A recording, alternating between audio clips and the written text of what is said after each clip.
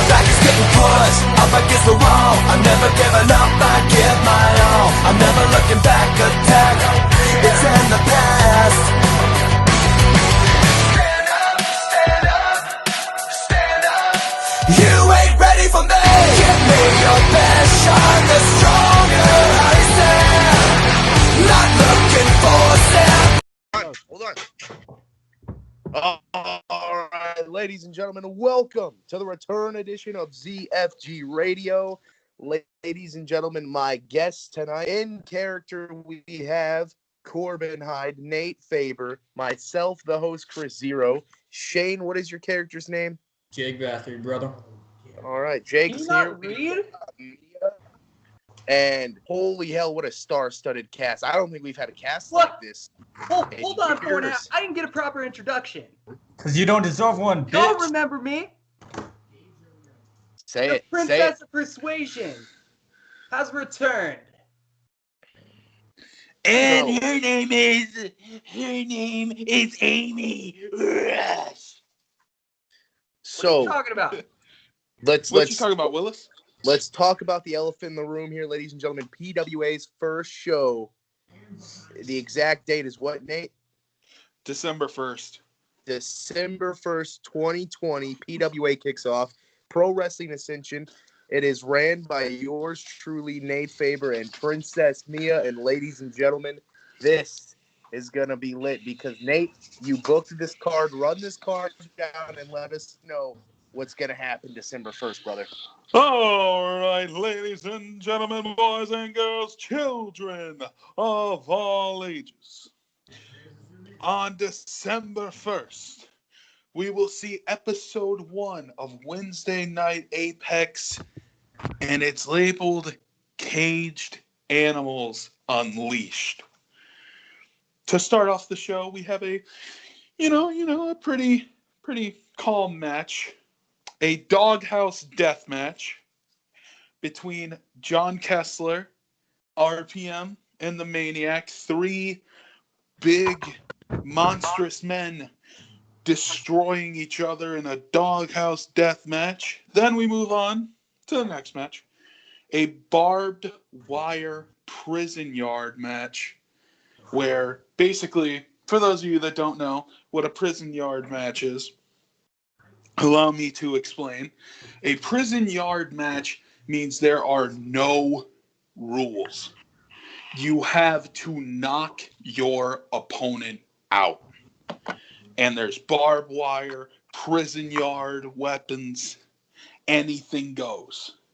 Then next match. It's pretty tame. Just Sean Ripper versus Josh Collins. But it's 2 of our company's best. Then we have match number 4, Mike Parker and Max Ingram in a thumbtacks, tables, and tubes match. But then, ladies and gentlemen, we get to the main event that includes 2 of our guests, a barbed wire death match. Now, for those of you who don't know what that is, what the fuck are you doing? You're not a real wrestling fan if you've never seen some of the most iconic matches in Terry Funk's career.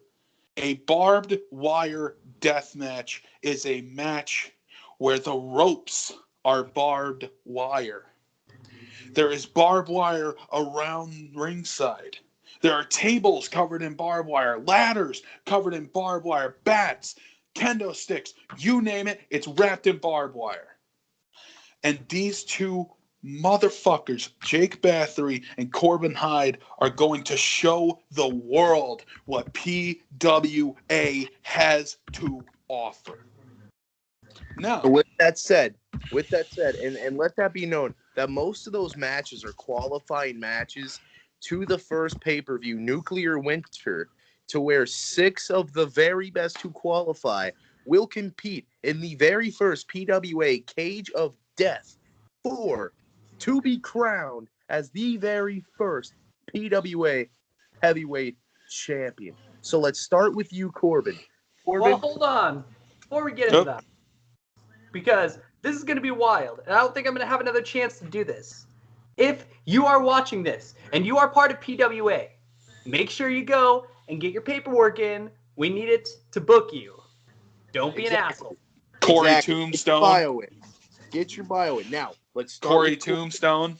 Corbin, we're going to give you the floor here. Corbin, we all have known you for quite a long time, 5+ years. Combining all of us, it's been a very long time. Now, Corbin, this is probably the biggest match I've seen booked for you, and it's a qualifying match. It's no title is on the line, no career is on the line, no special stipulation other than the fact it is a barbed wire death match, and you are facing the very best, lethal, downright badass guy I've ever seen in the world. Corbin, what does this match mean to you, and what are your thoughts going into this? I'm going to level everyone in here. I have had issues. Everyone in here at one point or another. I have had issues with everyone in here at one point or another. Correct? All of you. Yes? Yeah. Oh, yeah. Bigger ones than you even know.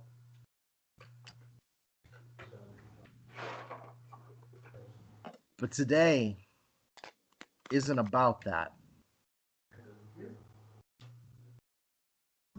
This is about sending Jake Bathory to the fucking morgue. Because I'm not stopping. I'm not stopping until I prove that, Connor, you overlooked me. That when I was in Windy City Pro with you, Faber, you overlooked me. I also whooped your ass to the point where you were crying. Hold on. Nate, this is his floor. This is his floor. Corbin, That continue. the one time that I was willing to work for you, Marsden, you overlooked me too. And it was the biggest mistake the three of you could have ever fucking made. Because now I'm out for blood. I'm out to fucking put that world title around my fat fucking waist. Because nobody on this roster, I don't care if it's Josh Collins, I don't care if it's Jake Bathory, I don't give a fuck who you are, you don't hold a candle to Corbin fucking Hyde. All right. So, Jake. your thoughts? Jake. My thoughts? Hold on, Jake. You are probably the most unknown guy going into this qualifying round. You've heard what Corbin has had to say. This is your floor, Jake. What are your thoughts going into this, and what is your response to the legendary Corbin Hyde? My thoughts? Well, first off, I'm going to be honest with you. Nothing Corbin said fazed me at all. Didn't give a shit. Didn't care. Fuck anything he said. But what you said, Connor, caught my attention. That's true. There's no titles on the line. There's really nothing on the line. But you said no careers on the line. And that's where I got to cut you off, bud. All right? This man, Corbin Hyde, his career's on the fucking line because he's facing me. And the way he's talking, he's not stepping up. He's not giving a shit about this. He may say he will. He may say he's going to go out and do everything he can to win, but that's bullshit. Like you said, I'm the most unknown guy here. I'm making my debut, not in just Apex or in Ascension, but in pro wrestling in general. This guy doesn't know shit about me. All right? He doesn't give a shit about this match.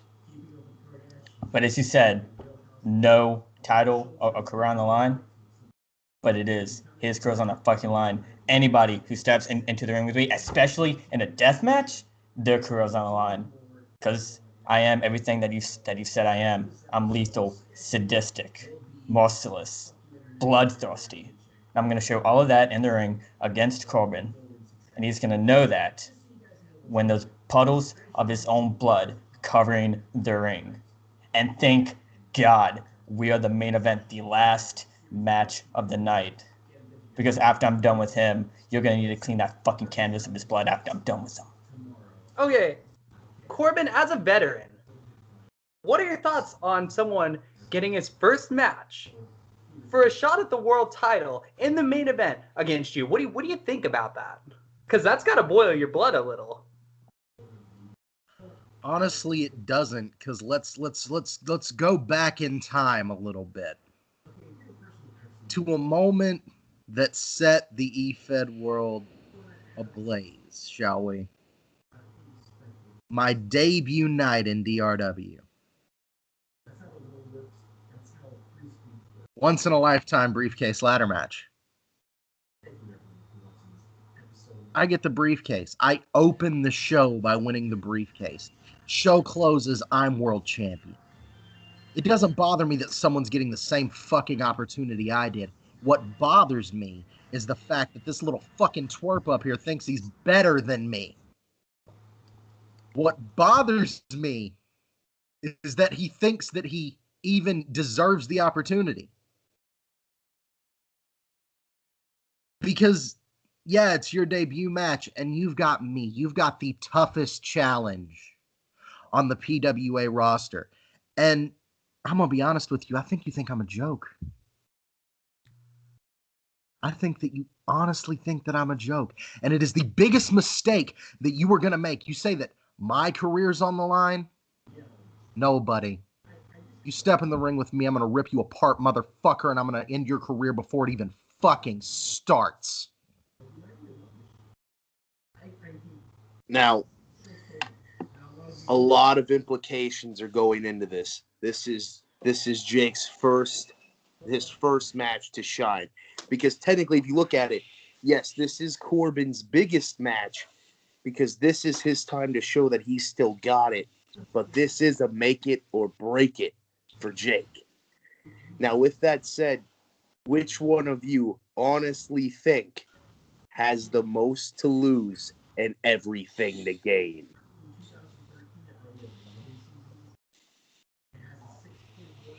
You know, I would argue that Corbin Hyde probably has the most to lose here. If Jake Bathory has a bad debut, Jake Bathory can just go chill in the global division or the international division. Corbin Hyde? If Corbin Hyde loses, Corbin Hyde is a laughingstock. If Corbin Hyde loses, Corbin Hyde has to start from square one in a company of owners who Corbin Hyde professes does not care for him.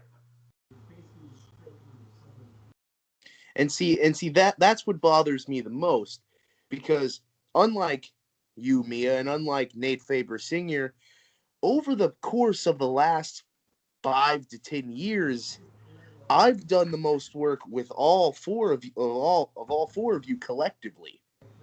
I've booked Mia in and out of the world title picture from beginning to end. I've booked Nate. I've booked Corbin. The only one I've really never got to work with is the guy sitting right there. That is the one guy that I don't have an opinion on, because I know Corbin Hyde's limitations. I've seen it. I took him to his limitations. And fairly, we each have beaten each other multiple times. I can honestly say the only person sitting here I've never beaten is sitting right there. Now, also to add, I've never faced him. This match has my utmost interest because I know Corbin Hyde in and out, and I know nothing about Jake. So, Jake, with that said, what makes you special? What makes you the guy to look at in this tournament? Why do you think you're going to be the guy to win the qualifying round, walk into the cage of death, and win the PWA world title? Well, it's like Corbin said, not a lot of difference between our debuts. He had an opportunity, I have an opportunity. The difference between us, though, is that I never let opportunities slip. I never take opportunities for granted. When I get an opportunity, I rip the motherfucker out from the hand that's giving it to me. I snatch it. I don't politely take it and say, "Thank you, sir. May I have another?" No. I fucking take it. All right? And then, to add on to what Corbin said, Corbin, I forgot who said it, but I believe it was you, Connor. But you said that Corbin has the most to lose. That was me, actually. Good job. Well, no one gives a shit about you, so why would I remember anything that you say? I don't know, you seem to have remembered it. Anyways, so Corbin has the most to lose, huh? I can agree with that. Corbin has nothing to lose. I have something to lose. This is my debut. If I fuck up, I fuck up from the start, and it's going to be a much harder climb back to the top. Whereas for Corbin, he's got so much to lose if I rip his ass to shreds. Because after I'm done with them, alright? It's not like he's going to be wiped out the face of the company. It's not like he's going to be wiped out the face of this industry. No, after I'm done with him, he's going to be revealed. He's going to be a model for future opponents to me. He's going to be made into an example. He's going to be made into a memorial. He's going to be a message for anybody else that goes get into the ring with me. Now, one thing was said earlier, and it was the fact that Corbin has nothing to lose. And that's my problem with that is I can speak from experience because I've been working with Corbin for the last year consecutively. And Corbin, what you're failing to admit here is how long has it been since you've been at the top? Because for the last better part of the year, you've been struggling in the mid-card. So this is your moment to show the world that through the personal demons, through your professional demons, that you can beat the newcomer and walk in to Nuclear Winter in the cage of death and compete and win the PWA World title. But my question to you, Corbin, what happens if you fail again? What happens if is the key word there, and that is a big fucking if. Zero, you've sat here, you've watched me go through every fucking thing that I've gone through in the last 12 months. You know just how resilient I am. You know just how hard it is to get me to stay down. You honestly think this little bug-eyed fucking nobody over here is gonna be able to keep me down? Do you honestly think that? Because if you do, all three of you are fucking stupider than you look. You know, you just assume that I'm on the side of, this newcomer. Don't assume that. Okay. I haven't had a chance to speak. You two motherfuckers have. And actually, I was about to ask you a question. I'm the man that scouted this man. I'm the man that went to Winston-Salem, North Carolina. I'm the man who went to North Carolina. I watched this man in the bingo halls. I watched this man out-wrestle, outclass everybody that he stepped in the ring with. I watched this man out-wrestle men who have been doing this 10 plus years. Hell, if I stepped back in the ring, he'd probably out-wrestle me. Which is something a lot of people haven't been able to do. But I know Corbin. I've seen him since DRW day one. When he walked into that company and he won that briefcase. He challenged that world champion. He didn't pin the world champion. He pinned somebody in the Fatal 4-Way when they were already beaten down. But you gotta realize that opportunity was given to you on a silver platter, because all you had to do is take a briefcase and take advantage of a situation. Right now, you're facing a young, fresh, up-and-coming star. And like Mr. Zero said, you've been struggling in the mid-card. Meanwhile, now you're facing somebody who has the same opportunity as you, except he's facing someone who's at their best. Both of you are facing each other, and both of you are at your peaks. You're at your peak mentally, Jake. You're at your peak physically. Corbin Hyde, you're at your peak with all the aggression, all the ruthless thoughts you have. You are a psychopath wanting that opportunity to tear someone to shreds and prove that you're no laughingstock, that you are as tough as they come. But both of you are fighting for that chance to be the toughest, to be the guy. Which one of you, at the end of the day, is not just physically strong enough, is not just physically resilient enough, which one of you is mentally tough enough? Well, Because Corbin, I've seen you go through a lot of mental problems in your career. Are you mentally ready to take, if it happens, to take a beating from a newbie? Are you prepared for that? Well, and I have a question Hang on. also before Let me answer him first. Okay, that's fine.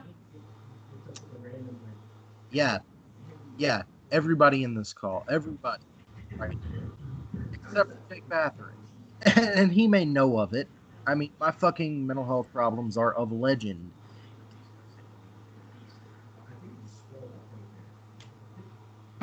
So let's level with each other right now.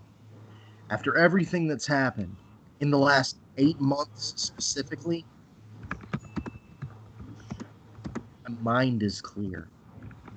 I can finally see everything for what it truly is.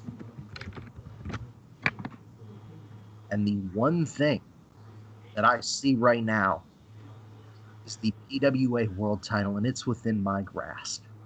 All I have to do is outlast Jake Bathory. Then I get to outlast 5 out of 10. Take what I deserve. What I've deserved since the day that I graced this company. Because let's be real, you three, this company would be dead on fucking arrival without someone like me, without my name on a contract. I'm not sure I agree with that.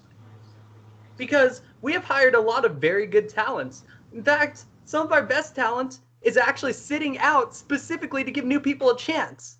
So, you know, if Nate Faber Sr. decides to come back, that's a marquee name. If Chris Zero decides to come back, that's a marquee name. But the And question here's the Now, hold problem. on. Senior, and I Hold- wanted to hold get on. into this quickly. Hold on, Nate. I'm sorry to cut you off, but I feel like I have to say this. The fact that Corbin Hyde is signed and Jake Bathory and Corey Tombstone is not the reason why I feel like this company is going to be as successful as it is. Though the signing of Jake Bathory, Corbin Hyde, and Corey Tombstone were 3 major pluses along with the other list of amazing stars that Mia and Nate and myself have scouted and signed. But it's the fact that for the first time in almost 10 years, the very first time in almost 10 years, the 3 biggest egos in the business have came together collectively to run what is going to be 10 years from now better than DRW, which is not a hard feat, better than XNW, damn sure better than HOPW, better than EWG, better than any company Mia ever started, better than Blitz, better than anything Nate's ever ran because we're taking 3 of the biggest egos and we're taking our minds, our genius minds that everyone here has seen in work. And the scariest part is the best match I think we could ever book is the main event of our first one. If that tells you anything, because we have the veteran, the seasoned veteran, the multiple-time world champion, a man that has fought and beaten the best against a man who has been scratching and clawing and ripping throats out on his way to the big time. And how appropriate is our first night as the best company on the planet, you and his first night to shock the world. So my question to both of you, what do you do on that night to set the bar and to prove that you're not just some rookie? You're not just some seasoned veteran with an opportunity. Why should me, Mia, and Nate look at you two as the future, the face, and the now of PWA? You know what, Jake? I'm gonna let you go first. I'd just like to start off by saying, this entire time, Corbin, I have not taken my eyes off of you. Because when I see my future, that's all I see is you. I don't see a title. I don't see Cage of Death. I see the upcoming. I see the near future. Not some fantasy makeup, imagination, delusion that you've come up with. I see what is going to happen. And what's going to happen is me bloodying you, mauling you, ripping your skin to shreds, gouging your eyes out, doing whatever it takes to win. And I say that and mean it. I don't say that for hype. I don't say that to get attention or to prove a point. I say what I'm going to do.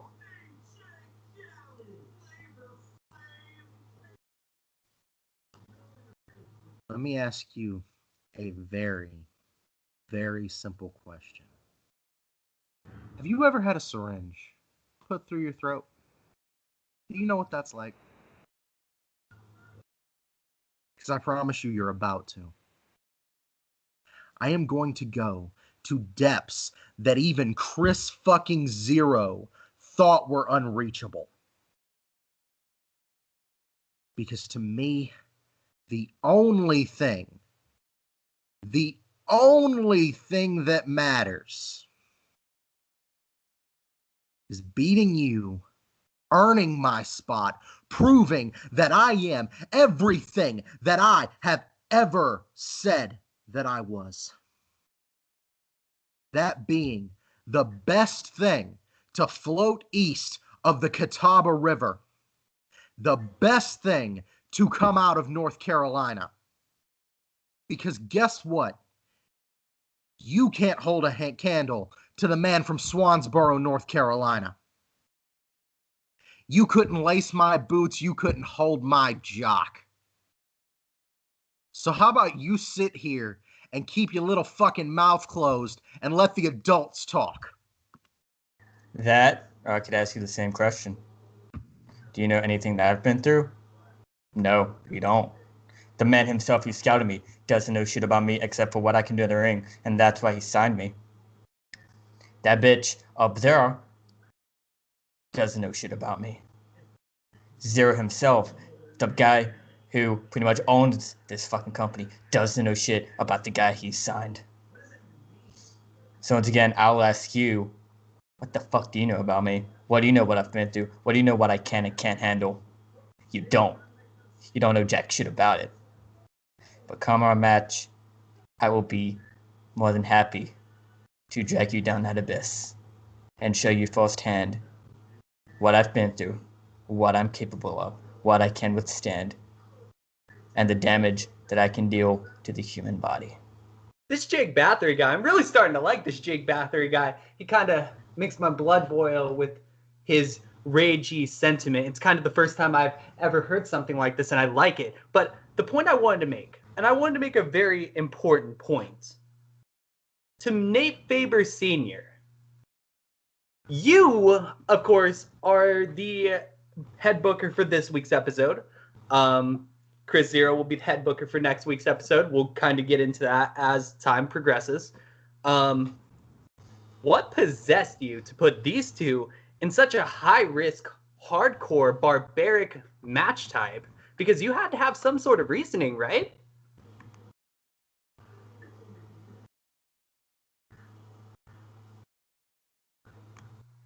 Correct?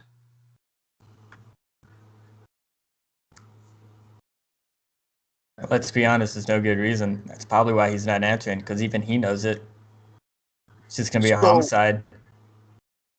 So, It's going to be a killing. If I can take a page out of Nate Faber Sr.'s book here while he's away from his computer doing God knows what, I've been at the top of my booking game for a solid 10 years. And if I know anything about taking the top two and starting the company off right, because you have to give the company something to be remembered about, because first impressions are everything.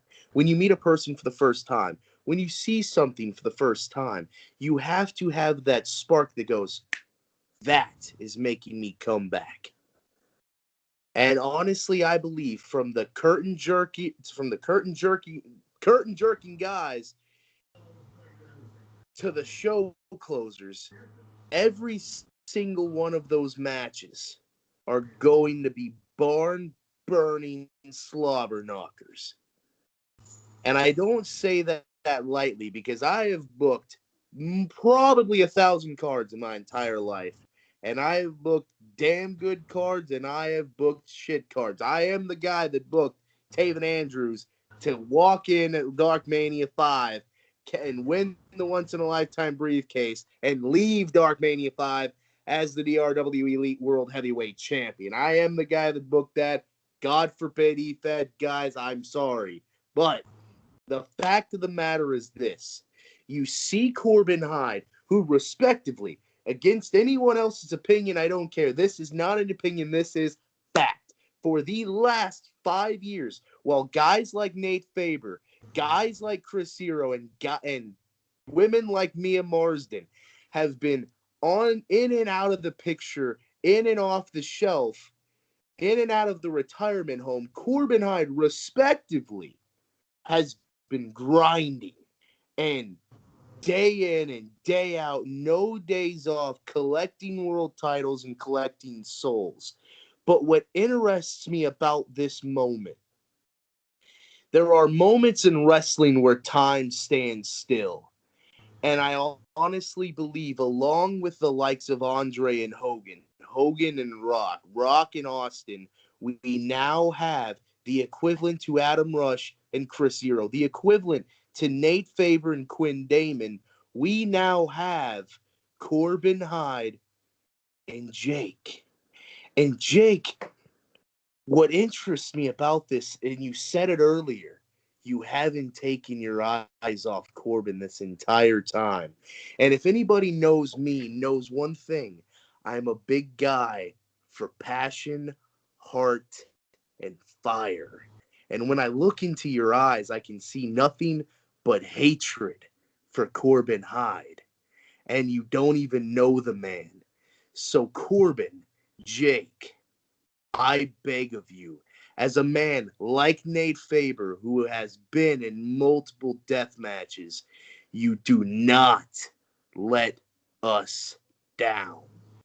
Corbin, you were respectively known as the king of the death matches when we walked away. You walk into this with everything and everyone's eyes on you. And Jake, you're stepping into the ring with one of the baddest men on the planet. Everyone's eyes are on you as well. So I urge you and I beg you, men, do not let us down. I've got a little theory as to why Jake hates me. Boston theory. See, I think you hate me for everything that you never got, that I pissed away multiple times. I'll admit that.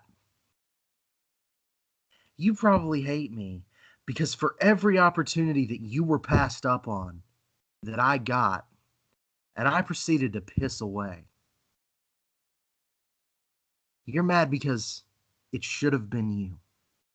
Well, I'll tell you what. Wednesday night,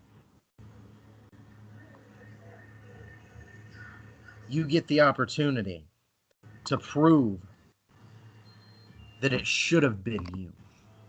Kind of hard to piss away an opportunity when there's been zero opportunities for this newcomer, but That it should have been you.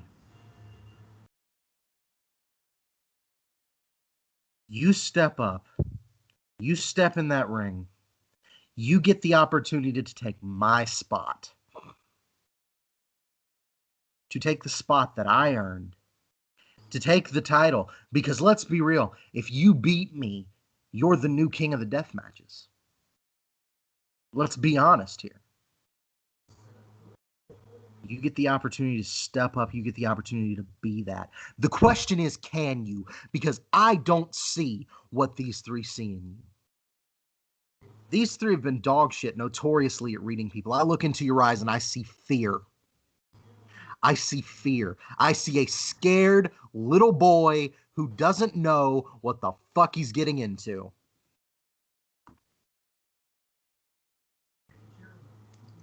We're not conspiracy theorists. We're professional wrestlers. So you can come up with all the theories you want, but when we step in the ring, theories don't mean shit. Skepticism doesn't mean shit. Opinions doesn't mean shit. What does mean shit is what we do to each other. What I do to you, what you do to me. And trust me when I say you can do whatever the fuck you want to me, but it's not going to change a damn thing. It's not going to change the outcome. It's not going to change the future. It's not going to change who's going to be the inaugural Ascension World Champion. It's not going to change anything. At the end of the day, no matter what happens, it's going to be you. Bloodied, bruised, unrecognizable, unidentifiable. Looking like an autopsy just happened in the fucking ring. That is how the night is going to end. So now, we're going to open the floor. I went to go make a peanut butter sandwich, sorry. We're going to open the floor for final questions as we wrap this up, gentlemen. Mia, Nate, do you have any final questions for these two competitors as they head towards the biggest night in their careers and the biggest night in PWA history, the very first show of Wednesday Night Apex, December 1st? well, now that we have, Nate Faber Sr. back, I'm going to put that question back out there that I asked while Nate Faber Sr. I'm was Nate Faber making a Sr. peanut butter sandwich. Hello. Nate Hello. Faber Sr., what possessed you to book these two in such a barbaric, hardcore, disgusting, quite frankly, wrestling match? What possessed me? Or what inspired me? You see, at the end of the day, PWA needs the best. We need the toughest. We need the strongest. We need the most durable stars in wrestling today. What better way to test the limits of these two, to test their resilience, to test their durability? I know what I was doing.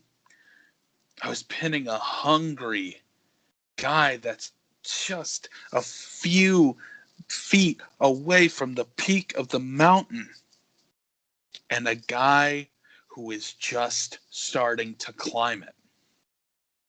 I put them together. See, maybe, just maybe, the new guy can throw a stone, knock the veteran off of his balance, knock him down the mountain, and take his spot. Or maybe, just maybe, the veteran will throw an avalanche at the newcomer and see if he can survive it. Because at the end of the day, these two are going to damn near kill each other. And that's what I'm hoping for.